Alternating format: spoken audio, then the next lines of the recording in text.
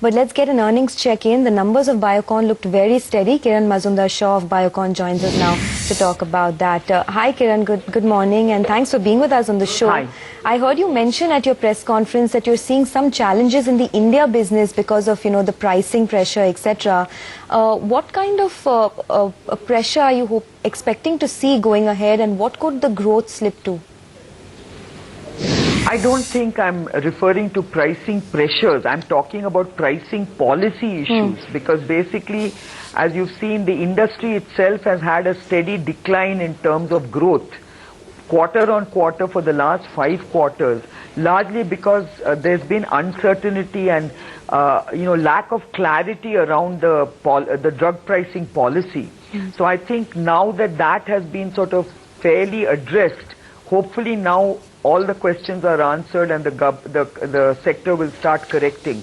Because I think as far as Biocon is concerned, we haven't had a major hit out of all these price control issues. So we've had a very nominal kind of impact on all our products. But I think this has really created a lot of market uncertainty in terms of pharmacists and stockists of products. And about labeling of pricing on products, and whether we need to sort of wait till we kind of get the prices ascertained and things like that. So I think those kind of issues and unnecessary issues, including things like the knee-jerk reaction to the pioglitazone issue, where the government suddenly banned it and now they are planning to revoke the ban. This doesn't augur well for the sector. So I think these are the kind of issues which are more external in nature. It's not really about competitive pricing pressure. I think there we are very clear that Biocon has done extremely well because we have such a differentiated portfolio and we've done extremely well, and that's where we've seen improved margins as reflected in this quarter's earnings. Okay, yes, I was actually referring to the drug pricing policy itself, but just coming back to your numbers, Kiran, very good set of numbers this time around, and I heard you mention about the performance that you've seen in, Syngene and Clinigene with a 26% year-on-year growth. Do you think this is sustainable, the kind of 20-25% growth that you're seeing in research services? Well, we are very confident because we are the leading research services company in India, and certainly one of the leading companies in Asia. We're getting a lot of good traction in this particular business because we have very differentiated offerings, very high value-added offerings as well. We're seeing a lot of business come our way because of these very specialized skills that we have developed in our research services business. And I think we are very confident that we will continue with this kind of pace of growth for the remaining part of the year.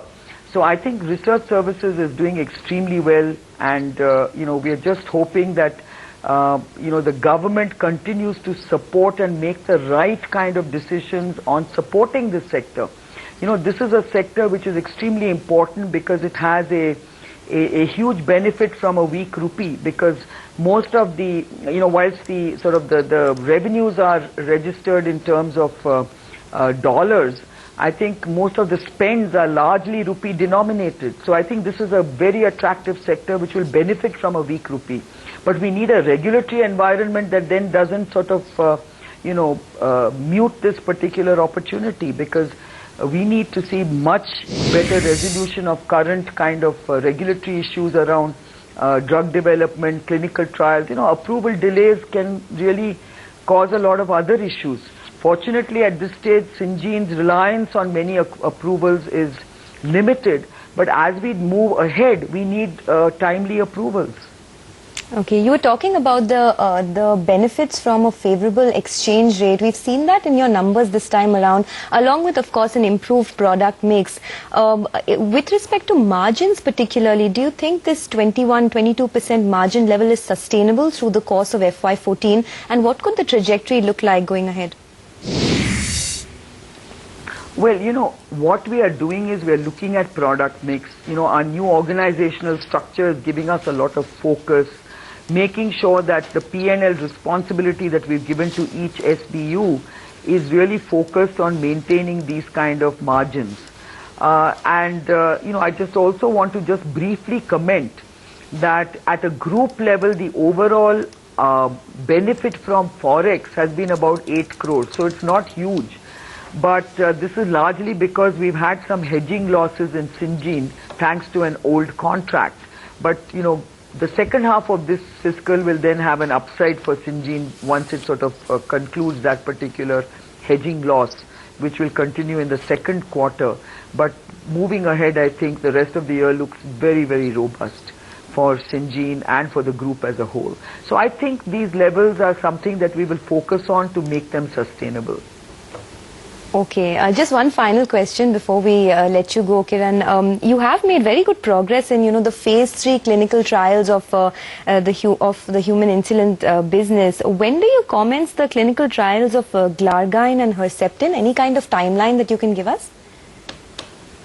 Yeah, actually, the Herceptin global trials are already underway, and as you know, the Indian Herceptin trials, we should be able to get the final study report over the next few months and then file for Indian registration shortly after that. In terms of the Glargine global development, that is also on the cards in the very near future. So I think everything is on track is what I can say.